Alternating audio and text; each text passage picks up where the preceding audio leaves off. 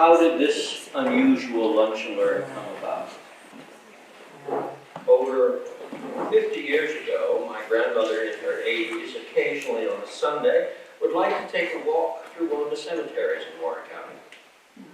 I asked her if it bothered her, and she said, "No, I know more people here than I know at Kroger."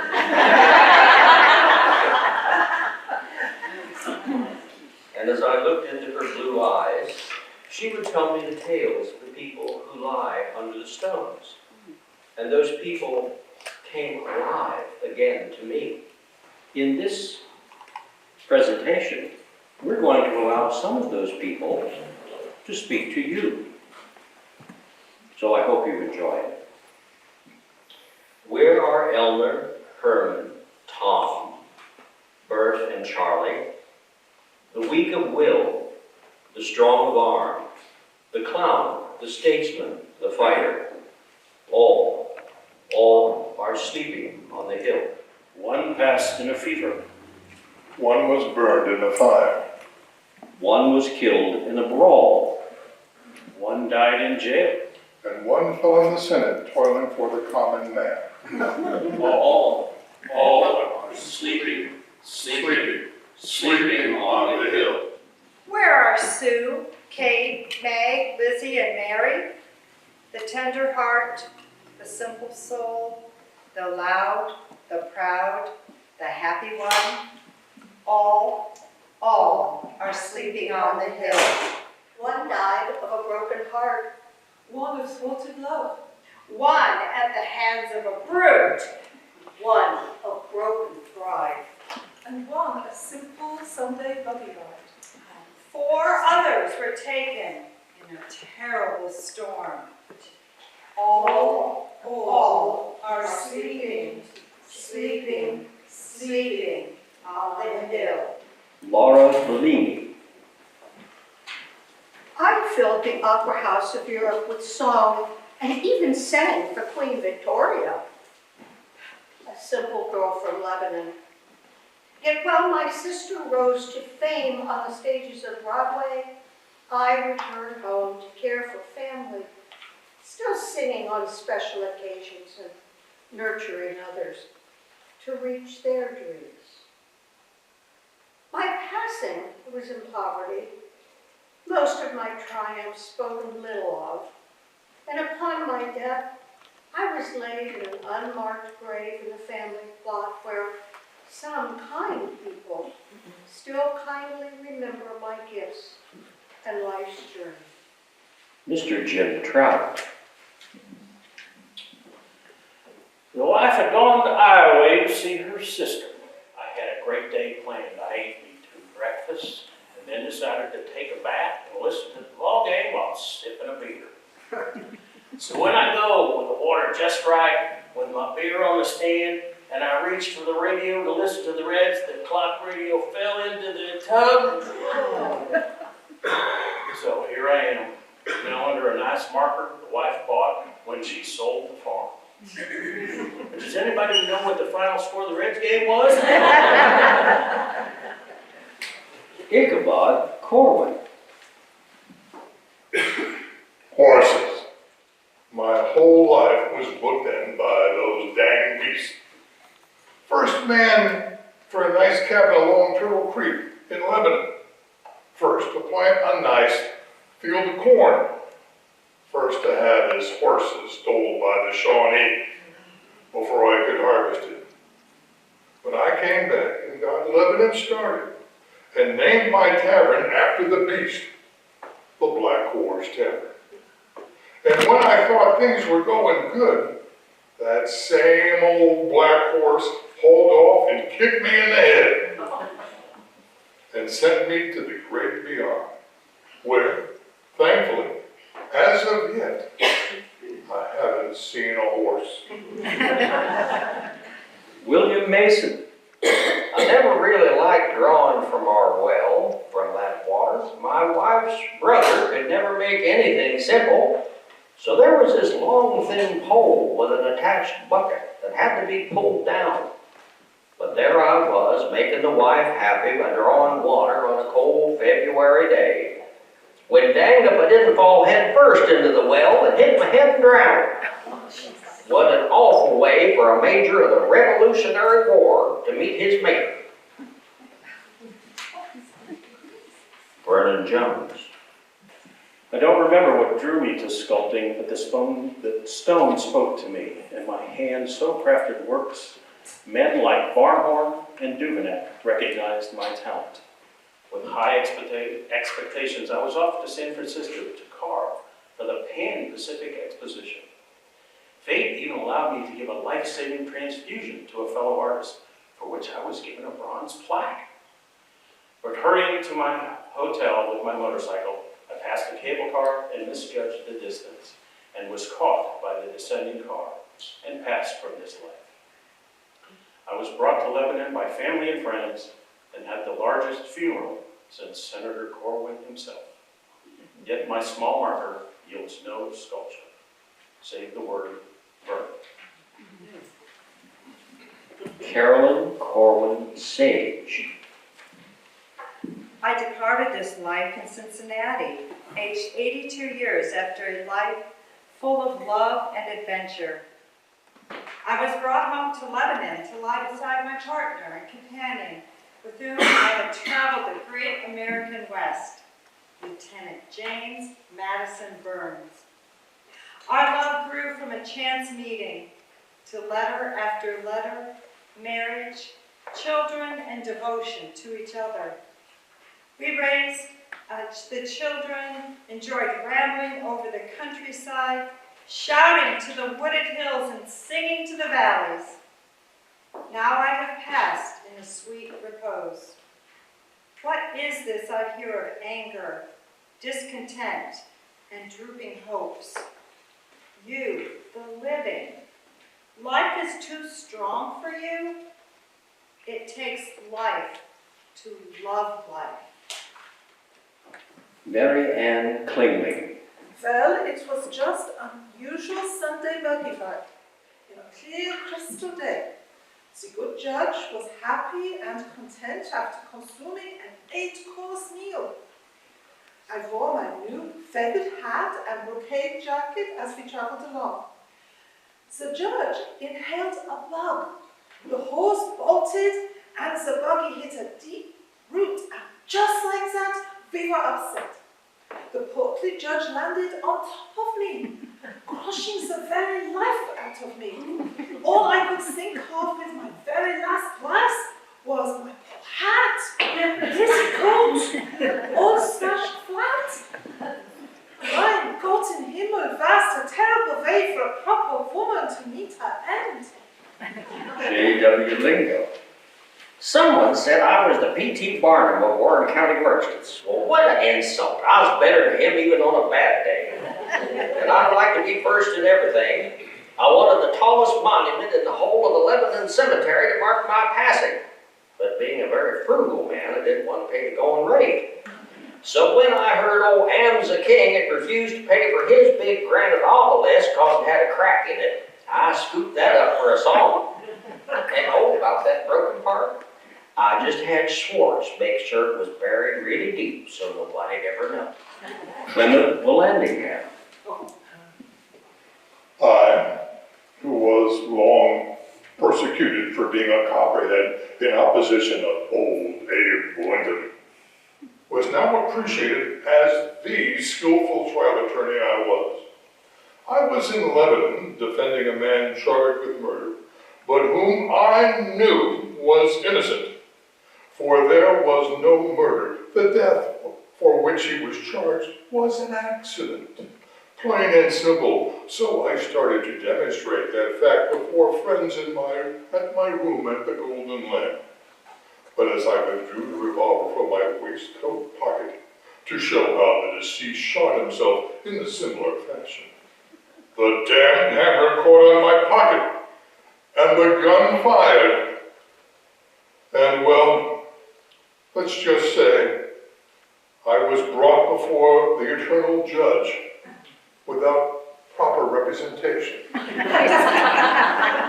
Judge George Smith. How does it happen, tell me, that I, who was the most erudite of lawyers, who gave the greatest speech the courthouse ever heard.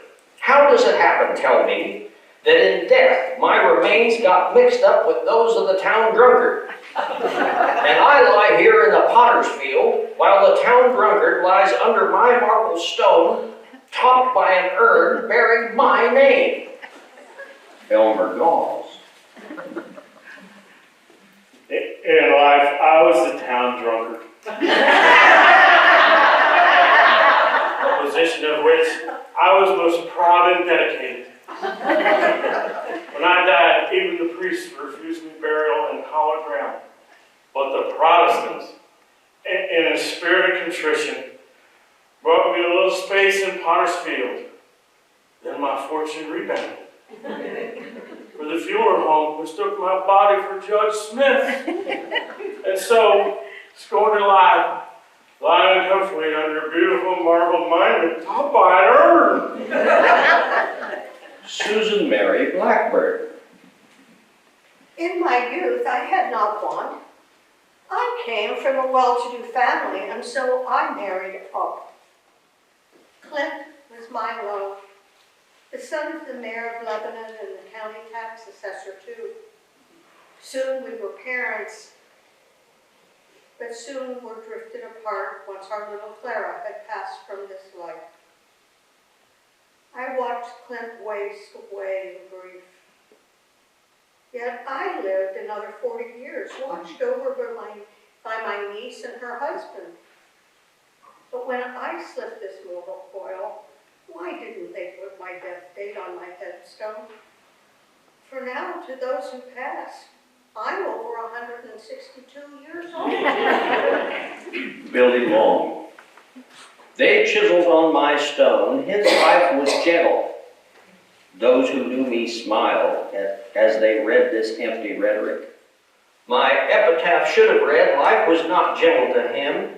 He made war on life, and by it he was slain. Now I must lie here and submit to an epitaph graven by a fool. Lizzie Jones. Some complained at the way I ran the canning factory, but we always met our quota and filled the boxcars on time with the best canned sweet corn Warren County could produce. Then that damn Wick Smith, with his lazy ways, paid no attention to the gauge on the pressure cooker. And boom! There I was, deader than a doornail. Oh, by the way, can anyone tell me, did Oswald get all the corn out of my hair for my viewing?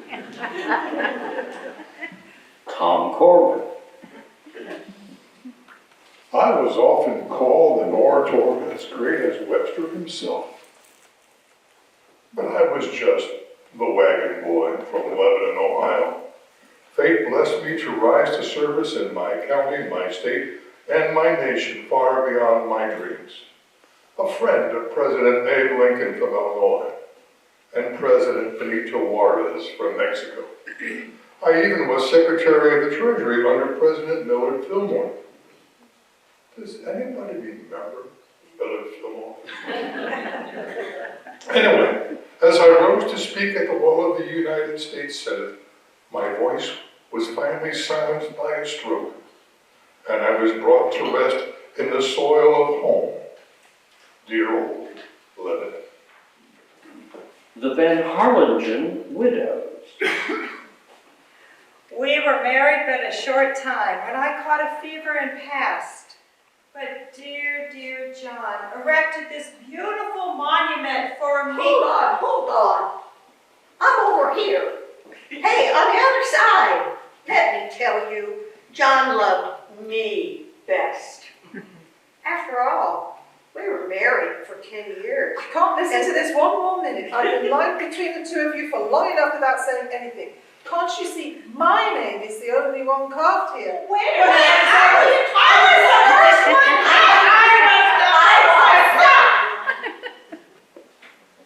one. Where is Dr. John? Do you, the living, see why I lie over here? Several lots from the hen house? peaceful, 2 lots away in an unmarked grave, studying for my life in my 94th year, I had no idea I would be listening to that for all eternity. Minerva Huff. To most, I was the old maid Latin teacher. But when I entered my cottage with the long shed roof heavy with shingles and closed the door, I was the village poet, unknown save to me. It was here I made words dance upon the page, inspired by the spirea blooming by the window, spreading its white skirt o'er the ground, or walking in the garden amongst the raspberry canes, hanging heavy with lush berries, each taste bringing rememberings. Will someone please look into the old trunk I left in the closet and make my poetry sing again? Sam Couvert. I obeyed Sheriff Butler when he ordered me to rise, and called upon God to witness that I never murdered the Russa family. And when Reverend Snowden asked if I was ready to meet Jesus, I fearlessly answered, I am. And for David Hicks, who swore out that warrant against me, I bore no malice. For on the scaffold, as the darkness of the cap overtook me, I could only proclaim my truth. An innocent man and gentleman I am. The lever released, the trapdoor fell, and I entered into eternity. Captain William Ryan Hull. I was a naval hero in the Civil War and captained many steamboats on the Mississippi and Ohio rivers. But I gave it all up when I met my dear Elizabeth. We married and moved to Kildare Hill and started our family. After the children were born, she became moody, drifting away from me. So I asked Dr. Huff to help her. But his visits and treatments became weekly visits, and I suspected more. So I loudly proclaimed that I was leaving early at the 4 o'clock train to Cincinnati, hid in the barn, and then into the hall closet outside the parlor. And so I was right. At 9 a.m., the good doctor had my wife on his lap, kissing and cuddling and carrying on in my parlor. Enough! I sprung from the closet, aimed my pistol and fired, but missed the rascal by inches, and Elizabeth swooned on the floor. The Weasley doctor lunged at me, and I grabbed the pistol by the muzzle and clubbed him over the head. The pistol discharged, and the ball passed directly through my heart, which already was broken. Dr. J.B. Huff. I never meant to fall in love with Elizabeth Hull, but as I treated her weekly for melancholy, I developed compassion and feeling a doctor should never have for a patient. She was lonely and so lovely, and so fanned by a passion we both could not contain. We began our morning meetings when the captain was away. We did not expect he knew, and then the terrible confrontation and attack as I fended off an enraged man with a pistol. Bang! It was over in a minute, and our love died and my world changed. Shunned by family and friends, I stole away in the night 2 weeks later. Elizabeth Hunt Hull. Though demanding and often distant, at first our love was real and deepened with the birth of the children. Then there was a chill that made me feel as though I was someone he commanded, like a stevedore on his steamboat. He brought Jim, Dr. Huff, to me, as he said he was tired of me being moody. Jim listened, shared, and was so handsome we shattered the commandments on the spot. Discreet was our affair, or so I thought. And then that terrible morning in May, I cannot shut out the look on my husband's face as he fell saying, I am shot. My world changed, and Linder Farm became my prison. Tater Grable. In my youth, people often talked about me as being a simpleton. Being simple, because I love to play with fireworks and gunpowder. But the truth is, I just like blowing things up. So soon the farmers from all over come to get me to dynamite stumps as they open up fields and turn new ground, and I was good at it too.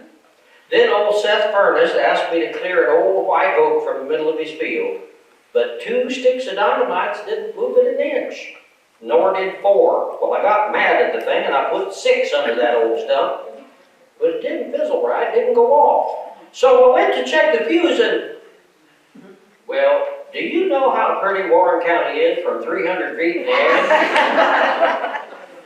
The Shakers. 'Tis a gift to be simple, 'tis a gift to be free. Hands to work, hearts to God. 'Tis a gift to come down where we ought to be. Prove all things, hold fast that which is good. And when we find ourselves in the place just right, Tender not evil for evil, but overcome evil with good. 'twill be in the valley of love and delight. Awake, awake, arise and dress, and let us all each other bless. When simplicity is gained, We'll bow and we'll bend, we shan't be ashamed. To turn, will be our delight, till by turning and turning, we come round right. Peace, peace, peace. All are sleeping, sleeping, sleeping on the hill. Would you have any questions about any of these folks or people? This is just a sampler. Yes. Do you have a printout of those? I think it would be fun to look at them, and the names went pretty quickly, so I don't know that I can remember. Right. Well, we don't have a printout just yet, but who knows? Maybe there will be. Anything else? Anybody else? It was very fun writing it. Yes, ma'am. Did your mother write all of these down, or did she tell you stories and then you wrote them all? No, I wrote them all. Okay. So, yeah, these were just collections. John did research. We started talking about the unfortunate tragedy of the 4 Harner sisters, who, of course, were killed by that single ball of lightning that came down the chimney and killed all 4 daughters in separate rooms of their home and wound up being in Ripley's Believe It or Not.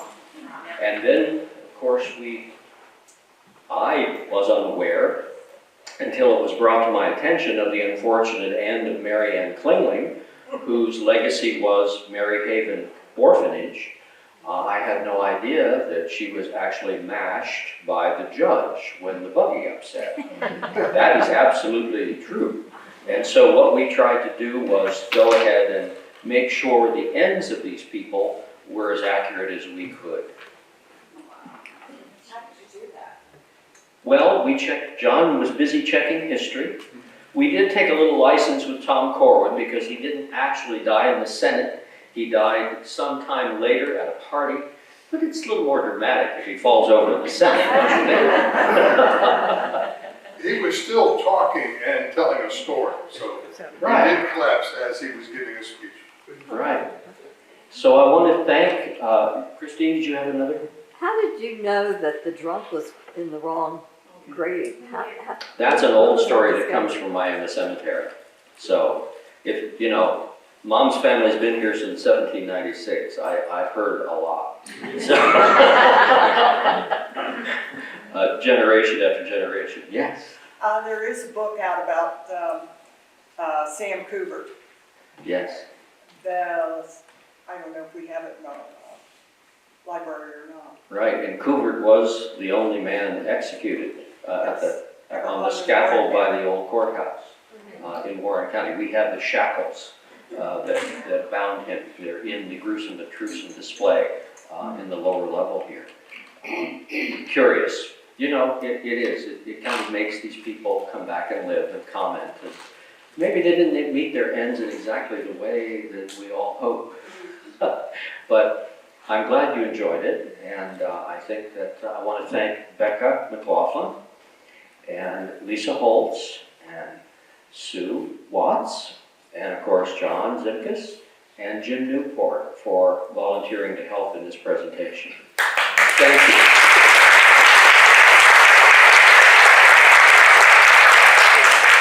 Well, thanks for attending our Lunch and Learn this October. Don't forget that the museum is free to view, and the art display on the main floor, and you'll have a good time, and the gift shop discount of 10%. So hope to see you next month. Take care.